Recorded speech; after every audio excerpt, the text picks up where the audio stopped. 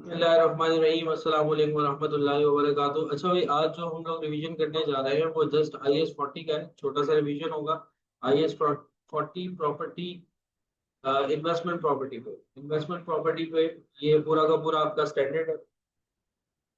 अच्छा सर, यहाँ पर सबसे पहले तो स्टैंडर्ड ने ये बता दिया है कि इन्वेस्टमेंट प्रॉपर्टी आप किसे कहते हो। इन्वेस्टमेंट प्रॉपर्टी यहाँ पर हम जो बात करेंगे, प्रॉपर्टी का मतलब है यहाँ पर हम लैंड एंड बिल्डिंग की बात करेंगे। इसके अलावा हम किसी और एसेट की बात नहीं कर रहे। मींस कि हम किसी शेयर्स में, हमने किसी गोल्ड के अंदर इन्वेस्ट कर रखा है या हमने कोई बॉन्ड्स वगैरह परचेज कर रखे हैं, हम उनकी इन्वेस्टमेंट की बात नहीं कर रहे। ये प्योरली हम लैंड एंड बिल्डिंग की बात कर रहे हैं। ठीक है, लैंड भी हो सकती है, बिल्डिंग भी हो सकती है, या फिर दोनों हो सकती है। अगर जब आप लैंड एंड बिल्डिंग के अंदर इन्वेस्टमेंट करते हो और यहाँ पे जो आपकी नीयत होती है, नीयत मतलब कि आप इन्वेस्टमेंट जो कर रहे हो या तो वो रेंटल पर्पस के लिए कर रहे हो, आप लोगों को पता होगा। लैंड एंड बिल्डिंग में जब भी इन्वेस्टमेंट की जाती है, या तो वो ये होता है कि सर हम अपने कैपिटल एप्रिसिएशन के हवाले से बात करते हैं कि फ्यूचर में क्या होगा कि इसकी वैल्यू बढ़ जाएगी तो फिर हम इसको सेल करेंगे।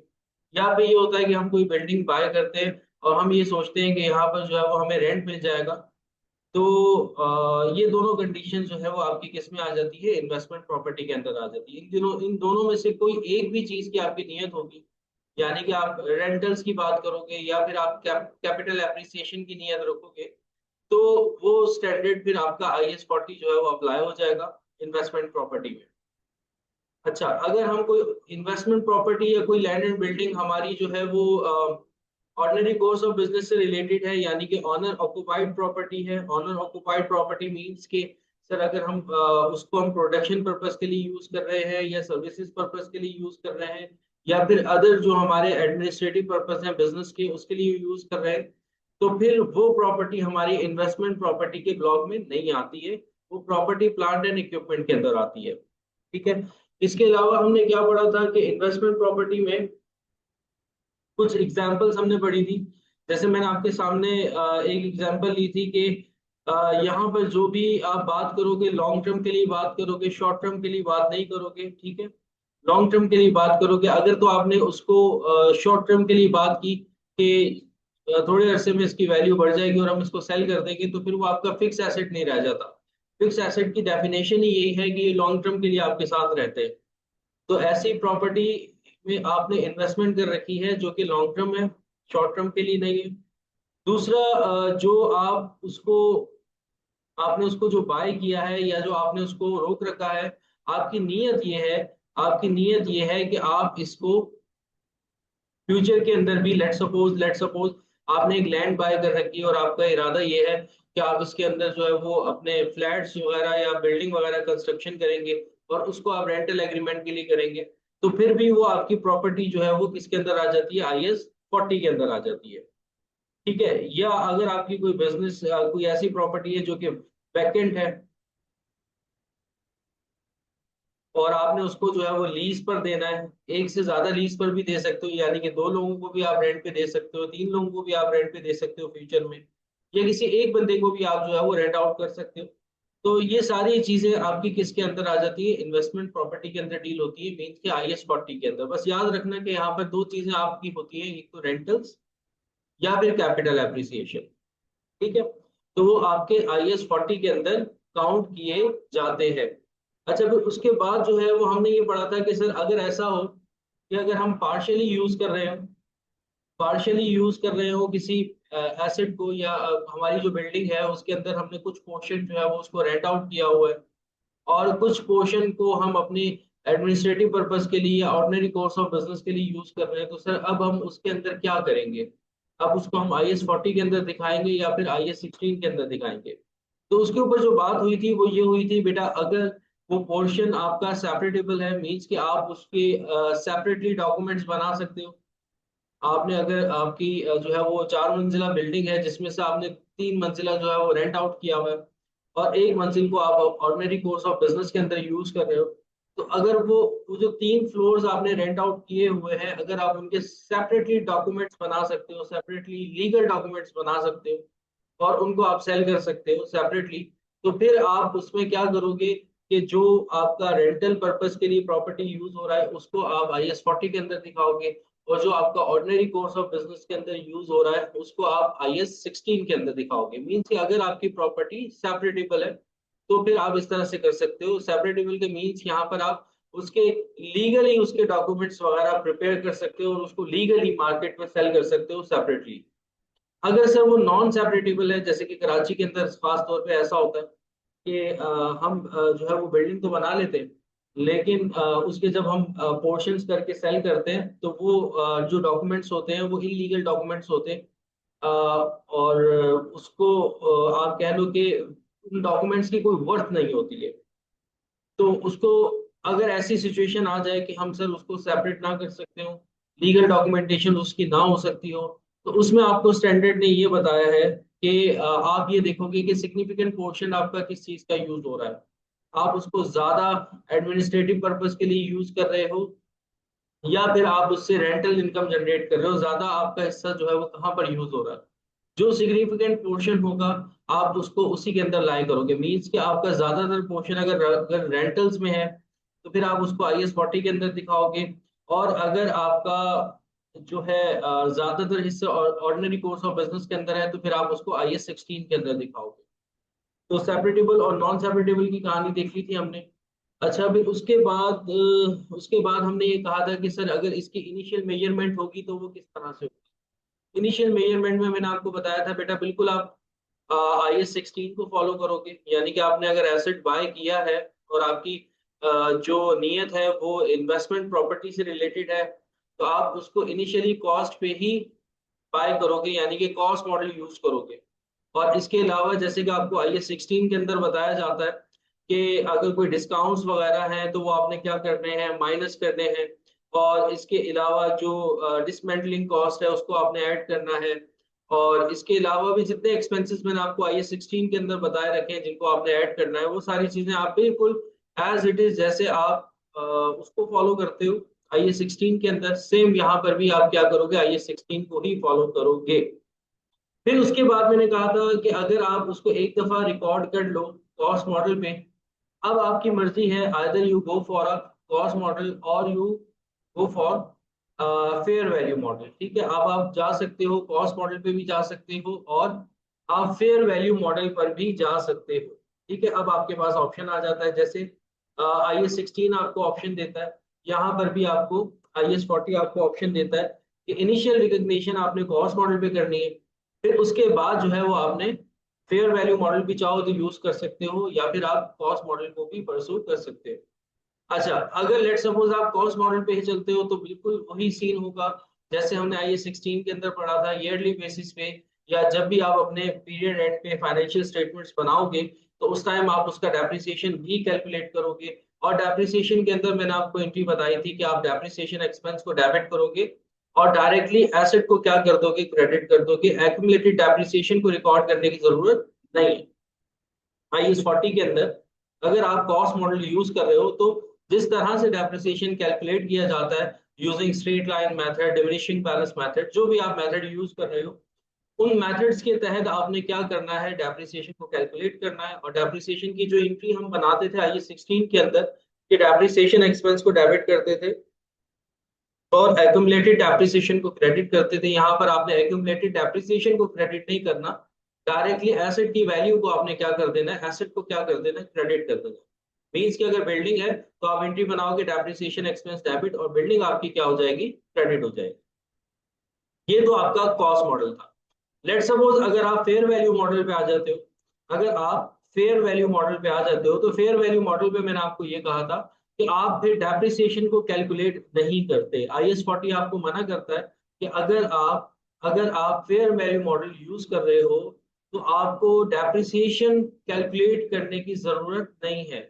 You wouldn't be depreciate your asset. ठीक है, आपने अपने एसेट को डेप्रिशिएट नहीं करना, बल्कि आपने फेयर वैल्यू मॉडल जो है वो अडॉप्ट करना है। तो उसके लिए आपको हर साल अपने एसेट्स की री री मेजरमेंट करवानी होगी, यानी कि आप अपने एसेट्स की हर साल जो है वो फेयर वैल्यू कैलकुलेट करोगे। अगर कंपैरेटिवली हम बात करते हैं IAS 16 के अंदर, तो IAS 16 ये कहता है कि अगर आप if you are using fair value model तो आपको हर साल अपनी फेयर वैल्यू जो है वो कैलकुलेट करने की जरूरत नहीं है। 3-4 साल बाद जब आपको लगे, आप अपने एसेट की फेयर वैल्यू को कैलकुलेट कर लो, ठीक है। लेकिन यहाँ पर आपको IS 40 ये कहता है कि अगर आप फेयर वैल्यू मॉडल यूज कर रहे हो तो आपको डेप्रिसिएशन रिकॉर्ड नहीं करना, बल्कि आपको हर साल अपने एसेट की फेयर वैल्यू जो है वो कैलकुलेट करनी है। और फिर उसके बाद आपको IS 40 ये कहता है कि अब आप डेप्रिसिएशन जब रिकॉर्ड नहीं कर रहे और जब आप हर साल फेयर वैल्यू जो है वो रिकॉर्ड कर रहे हो, तो फेयर वैल्यू के अंदर आपके एसेट में इंक्रीज भी आएगा और डिक्रीज भी आएगा। तो अगर आपके एसेट के अंदर इंक्रीज आता है, जैसे कि IS 16 कहता था कि अगर आपके एसेट की वैल्यू में इंक्रीज आ रहा है तो आप उसको रीवैल्यूएशन सरप्लस के नाम से रिकॉर्ड करते थे OCI के अंदर, अदर कम्प्रिहेंसिव इनकम में। लेकिन यहाँ पे आपको ये कहता है IS 40 कि अगर आपके एसेट की वैल्यू बढ़ रही है या फिर आपके एसेट की वैल्यू कम हो रही है, तो डायरेक्टली आप उसको P&L के अंदर लेके जाओगे, P&L में चार्ज करोगे। यानी कि अगर आपके एसेट की वैल्यू बढ़ती है तो आप एसेट को डेबिट करो, प्रॉफिट एंड लॉस अकाउंट को क्रेडिट करो। या अगर आपके एसेट की वैल्यू कम होती है तो आप एसेट को क्रेडिट करो और प्रॉफिट एंड लॉस अकाउंट को क्या कर दो, डेबिट कर दो। आपको डेप्रिसिएशन रिकॉर्ड करने की जरूरत नहीं है। और जो भी आपका सरप्लस हो या फिर आपका इम्पेयरमेंट हो, यानी कि एसेट की वैल्यू कम हो या एसेट की वैल्यू ज्यादा हो, तो आपने उसको कहाँ रिकॉर्ड कर लेना है, P&L में जाकर चार्ज करना है। OCI के अंदर अब आपका कुछ भी नहीं जाएगा। तो ये तो बेटा आपका IS 40 था। यहाँ तक बेटा आप लोग बच्चों को बात क्लियर हो गई है?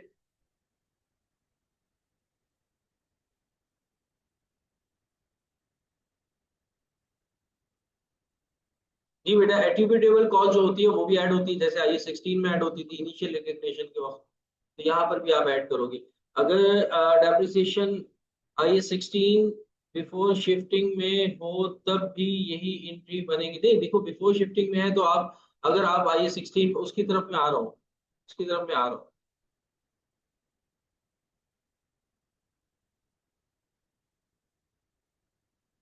उसकी तरफ में आ रहा हूँ। एग्जाम्पल 2 आपको समझनी थी। Example 2, example 2।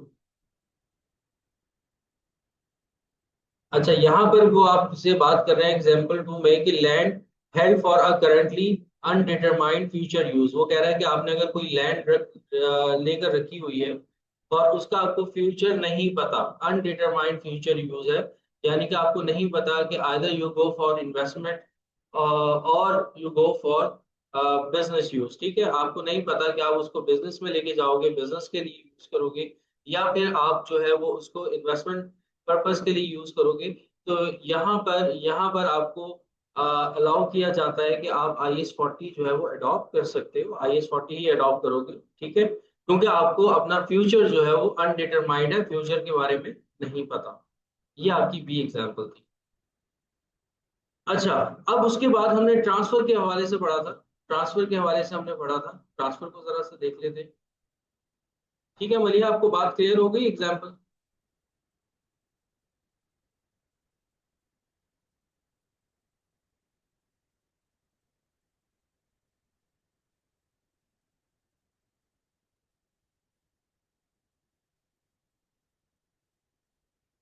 अच्छा, अब हम ट्रांसफर के हवाले से पढ़ लेते हैं कि लेट सपोज आप IS 40 यूज कर रहे थे और फेयर वैल्यू मॉडल यूज कर रहे थे, IS 40 का फेयर वैल्यू मॉडल यूज कर रहे थे। अचानक से आपने कहा कि अब जो है अ, अब मैं इन्वेस्टमेंट प्रॉपर्टी को हटा देता हूं और बल्कि यहाँ पर मैं अपने इसको ऑर्डिनरी कोर्स ऑफ बिजनेस के अंदर ले आता हूँ, यानी कि इसके अंदर कोई बिजनेस कर लेता हूँ। ठीक है, पहले जैसे कि आपने एक शॉप परचेज कर रखी थी और आप उससे रेंटल इनकम जो है वो जनरेट किया करते थे। आपने कहा कि यार मेरी जॉब वगैरह तो है नहीं, ICM में भी फिलहाल अभी के लिए जो है वो हो नहीं रहा, ठीक है, इन फ्यूचर तो इंशाल्लाह ताला आप लोगों का हो जाएगा, लेकिन अभी फिलहाल जो है वो बड़ी मुश्किल हो रही है। तो क्यों ना वो जो शॉप मैंने रेंट आउट की हुई है, अब मैं उस शॉप को क्या कर लूं, उस शॉप पर अपनी कोई जो है वो बिजनेस एक्टिविटी शुरू कर दूं। मीन्स कि अब आप IS 40 से शिफ्ट हो रहे हो किस पर, IS 16 की तरफ।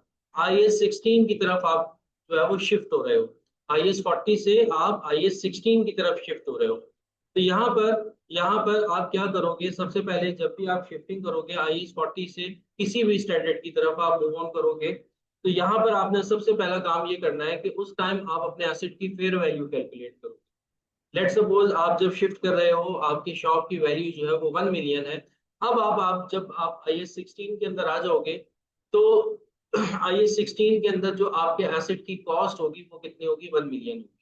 मीन्स कि जब भी आप शिफ्टिंग करोगे तो आपने क्या करना है कि सबसे पहले फेयर वैल्यू को कैलकुलेट करना है कि आपके आपके एसेट की फेयर वैल्यू क्या है, और जो फेयर वैल्यू होगी वही आपके एसेट की क्या बन जाएगी, कॉस्ट बन जाएगी। तो ये पॉइंट नंबर 1 था। अगर आप IS 40 से ट्रांसफर करते हो IS 16 की तरफ, अगर आप IS 40 से ट्रांसफर करते हो IS 2 की तरफ, मीन्स के आपने क्या किया, आपने फ्लैट्स बनाए और आपने ये सोच रखा था कि उन फ्लैट्स को आप क्या करोगे, रेंट आउट करोगे। तो अब जब आपने रेंटल इनकम की बात की तो वहां पर IS 40 जो है वो अप्लाई हो गया। और फिर उसके बाद आपने कहा कि रेंट अब हमने इससे बहुत ज्यादा जो है वो अर्न कर लिया है, अब 1 बाय 1 में क्या करूं, इन फ्लैट्स को सेल आउट करना शुरू करता हूं। तो अब यहाँ पर आपका IS 40 नहीं रहा है, बल्कि अब आप उसको क्या कर रहे हो, सेल कर रहे हो। यानी कि अब उन फ्लैट्स को आप इन्वेंट्री की तरह यूज कर रहे हो। ये इन्वेंट्री में क्या होता है, आप चीजों को बाय करते हो सेल करने के लिए। तो अब यहाँ से आप शिफ्ट हो रहे हो IS 2 की तरफ। पहले आप रेंटल पर्पज के लिए आपने फ्लैट्स को रखा था, अब आप क्या कर रहे हो, उन फ्लैट्स को सेल कर रहे हो। मीन्स कि अब आप IS 2 के अंदर आ चुके हो। तो वही बात, आपने सबसे पहले क्या करना है, एसेट की फेयर वैल्यू को कैलकुलेट करना है। अब जो आपके एसेट की फेयर वैल्यू होगी वही आपके एसेट की क्या बन जाएगी, कॉस्ट बन जाएगी IS 2 के अंदर। ठीक है, जैसे IS 16 के अंदर भी ट्रांसफर करो या IS 2 के अंदर भी ट्रांसफर करो, अगर आप फेयर वैल्यू मॉडल से IS 40 से 16 या 2 के अंदर ट्रांसफर करते हो तो बिफोर ट्रांसफर आपने फेयर वैल्यू कैलकुलेट करनी है, और वही फेयर वैल्यू आपके एसेट की क्या बन जाएगी, कॉस्ट बन जाएगी। यहां तक बात क्लियर है? अच्छा, फिर उसके बाद हमने ये पढ़ा था IS 16, लेट सपोज हम कर रहे थे कि बिजनेस एक्टिविटीज वहां पर उस प्रॉपर्टी के अंदर कर रहे थे। नाउ हमने ये सोचा कि अब वहां पर हम बिजनेस एक्टिविटीज की जगह हम उसको रेंट आउट कर देते हैं, उस जगह को। ठीक है, पहले हम बिजनेस कर रहे थे, पहले सपोज करो कि आपकी ही एक शॉप थी और आप वहां पर क्या करते थे, बिजनेस करते थे। अब आपने क्या सोचा, आपने ये सोचा कि बिजनेस कर रहे हैं, बिजनेस तो वैसे ही जो है वो पाकिस्तान के अंदर कुछ खास अच्छा चल नहीं रहा आजकल। ठीक है, टैक्सेस वगैरह बहुत ज्यादा हो गए हैं, तो इससे बेहतर ये है कि हम इस शॉप को क्या कर दूं, आगे रेंट आउट कर दूं। तो अब आप IS 16 की जगह कहाँ पर आ गए हो, IS 40 की तरफ आ गए हो। तो बिफोर मूविंग IS 16 की जगह आप IS 40 पे आ रहे हो, तो अगेन आपको क्या करना है, आपको फेयर वैल्यू अपने एसेट की कैलकुलेट करनी है। आइदर आप कॉस्ट मॉडल यूज कर रहे हो या फिर आप जो है वो फेयर वैल्यू मॉडल यूज कर रहे हो। देखो, IS 16 पे था, IS 16 पर मैं था और मैंने जो है वो अपने बिजनेस एक्टिविटी के अंदर उस एसेट को यूज कर रहा था। तो हुआ ये कि मैंने कहा कि अब क्या करूं कि इसको मैं इन्वेस्टमेंट के लिए यूज करना शुरू कर देता हूं, यानी कि इसको मैं इस जगह को रेंट आउट कर देता हूं। तो अब सिनेरियो ये है कि अब आप IS 16 से, यानी कि अपनी बिजनेस एक्टिविटीज को खत्म करके अब आप शिफ्ट हो रहे हो IS 40 की तरफ। तो यहाँ पर भी आपको स्टैंडर्ड ये कहता है कि अगर आप IS 16 के अंदर रहते हुए कॉस्ट मॉडल भी यूज कर रहे थे, तो आपने क्या करना है कि एक दफा अपने एसेट की फेयर वैल्यू को कैलकुलेट करना है। फेयर वैल्यू को कैलकुलेट करना है और लाजमी कैलकुलेट करना है, अगर भले आप IS 16 के अंदर रहते हुए कॉस्ट मॉडल यूज कर रहे हो। आप सबसे पहले क्या करोगे, फेयर वैल्यू को क्या करोगे, कैलकुलेट करोगे। जब आप अपने एसेट की फेयर वैल्यू को कैलकुलेट कर लोगे, लेट सपोज मेरे एसेट की जो कॉस्ट थी वो 1 मिलियन थी, और फेयर वैल्यू जो है वो आ गई कितनी, 1.2 मिलियन, 2 लाख से मेरे एसेट की वैल्यू बढ़ गई। IS 16 के अंदर से मैं कहाँ जा रहा हूँ, IS 40 की तरफ जा रहा हूँ। तो अभी 2 लाख से बढ़ गई है। तो अभी मैं IS 40 में नहीं गया, अभी मैंने जस्ट क्या किया है कि मैंने रीवैल्यूएशन की है। तो मेरे एसेट की वैल्यू क्या हो रही है, इंक्रीज हो रही है। तो यहाँ पर आपको स्टैंडर्ड ये कहता है कि जब आपने IS 16 से मूव किया IS 40 की तरफ, तो अगर आपके एसेट की वैल्यू बढ़ रही है तो उस वैल्यू को आप सरप्लस शो करोगे OCI के अंदर, जैसे कि हम IS 16 के अंदर करते हैं। तो यहाँ पर भी आपने क्या करना है कि लेट सपोज अगर आपके एसेट की वैल्यू बढ़ जाती है, जब आप मूव कर रहे हो IS 16 से IS 40 की तरफ, या IS 36 से IS 40 की तरफ आप क्या कर रहे हो, मूव कर रहे हो। अगर आपके एसेट की वैल्यू बढ़ रही है तो आपने सबसे पहले क्या कर लेना है कि जो एसेट की वैल्यू बढ़ी है आप उसको कहाँ लेके जाओगे, OCI के अंदर ले जाओ। और फिर उसके बाद जब आप IS 40 में आ जाओगे तो अब वही फेयर वैल्यू जो आपने कैलकुलेट कर रखी है वही फेयर वैल्यू आपके एसेट की क्या बन जाएगी, कॉस्ट बन जाएगी। अब से जो भी सरप्लस होगा या जो भी लॉस होगा वो सारा का सारा पीएनएल में जाएगा। जैसे कि हमने ऊपर भी पढ़ा कि IS 40 के अंदर कोई सरप्लस और पीएनएल कोई सरप्लस या फिर कोई भी इम्पेयरमेंट रिकॉर्ड नहीं होती। डायरेक्टली हम उसको कहाँ शो करते हैं, पीएनएल के अंदर शो करते हैं। एक पॉइंट ये था। और दूसरा पॉइंट यही IS 2 से अगर आप शिफ्ट हो रहे हो IS 40 की तरफ, यानी कि आपने कोई फ्लैट रखा था बेचने की पर्पस के लिए, आपने रखा था सेल पर्पस के लिए रखा था, और आपने कहा कि नहीं अब जो है मैं इसको इन्वेस्ट करूंगा या मैं इसको होल्ड करके रखूंगा अगले 4-5 साल तक। तो अब आपका जो माइंड हो गया या अब आपकी जो नियत हो गई, किसकी हो गई, आपकी नियत हो गई कैपिटल एप्रिसिएशन की, यानी कि इन्वेस्टमेंट पर्पस की। तो अब आप IS 40 की तरफ जाओगे तो बिफोर शिफ्टिंग आपने क्या करनी है, फेयर वैल्यू कैलकुलेट करनी है बस। तो मींस के आप किसी भी स्टैंडर्ड से IS 40 से 16 में शिफ्ट हो, IS 40 से 2 में शिफ्ट हो, IS 16 से 40 में शिफ्ट हो, यानी कि शिफ्टिंग जब भी होगी तो फेयर वैल्यू कैलकुलेट होगी। लेकिन बस एक बात का ध्यान रखिएगा कि अगर शिफ्टिंग करते वक्त आप IS 16 से IS 40 की तरफ जा रहे हो और तब कोई सरप्लस हो रहा है तो उसको आपने OCI के अंदर दिखाना है। लेकिन अगर आप IS 40 से 16 की तरफ जा रहे हो, अगर कोई सरप्लस हो रहा है तो वो पीएनएल में जाएगा, क्योंकि IS 40 में रहते हुए आपने क्या किया, रीवैल्यूएशन। जिस स्टैंडर्ड में रहते हुए आप रीवैल्यूएशन करोगे, जिस स्टैंडर्ड में रहते हुए रीवैल्यूएशन करोगे तो उस रीवैल्यूएशन का ट्रीटमेंट भी उसी स्टैंडर्ड के हिसाब से होगा। IS 16 के अंदर रहते हुए आप फेयर वैल्यू कैलकुलेट करोगे, अगर सरप्लस आया तो IS 16 ये कहता है OCI के अंदर रिपोर्ट। और अगर IS 40 में रहते हुए आपने फेयर वैल्यू कैलकुलेट की और सरप्लस आया तो IS 40 आपको ये कहता है कि उसको आप पीएनएल में रिकॉर्ड करो। तो ये बेटा हमारा एक छोटा सा स्टैंडर्ड था, छोटा सा रिव्यू था। वैसे तो हमने इसके ऊपर बहुत ज्यादा डिटेल में बात की थी IS 40 के अंदर, जो कि मैंने ड्राइव में अपलोड कर दिया है लेक्चर। ये जस्ट आप लोगों के एक दफा रिवीजन के लिए कि आप लोग जब पेपर्स में जाओ तो उससे पहले एक दफा क्या कर लो, रिवाइज कर लो चीजों। यहाँ तक आप लोगों को बात क्लियर हो गई। अच्छा जी, एक क्वेश्चन आया कि सर कॉस्ट 10 मिलियन है सर, अगर 2 मिलियन से का इंक्रीज होगा तो मैं OCI में रिकॉर्ड करूंगा IS 16। बिल्कुल बेटा, बिल्कुल सही है। अगर 2 मिलियन से इंक्रीज आ रहा है तो आप उसको कहाँ रिकॉर्ड करोगे, OCI में रिकॉर्ड करोगे। After this IS 16 to IS 40 my current value of land is 12 million. Exactly बेटा, क्योंकि शुरू में आपके एसेट की वैल्यू 10 मिलियन थी, आपने रीवैल्यूएशन की, फेयर वैल्यू आपकी 12 मिलियन आई। 2 मिलियन से आपको क्या हुआ, सरप्लस हुआ, OCI के अंदर गया वो, और अब आपके एसेट की वैल्यू कितनी है, 12 मिलियन है। जी बिल्कुल बिल्कुल बिल्कुल, अवैस आप सही कह रहे हैं।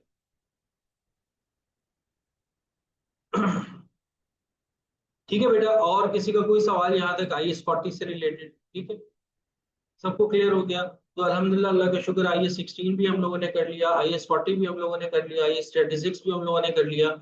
और इनसे रिलेटेड पास पेपर्स के जितने भी MCQs थे वो सारे के सारे मैंने क्या कर दिए, पढ़ा दिया आप लोगों को, आप लोगों के साथ शेयर भी कर दिए, ठीक है। और वो लेक्चर भी मैंने आप लोगों के साथ शेयर कर दिया।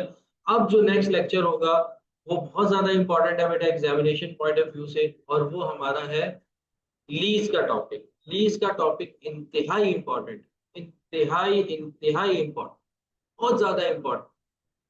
अगर आप वो करके नहीं जाओगे आपके लिए पेपर अटेम्प्ट करना बड़ा मसला बन जाएगा। तो अब नेक्स्ट टॉपिक बड़ा इंपॉर्टेंट है, इंशाल्लाह ताला जो हमारी रेगुलर क्लास होगी उसके अंदर हम IS 16 जो है वो स्टार्ट करेंगे। यहाँ तक बेटा कोई सवाल हो तो पूछ लो।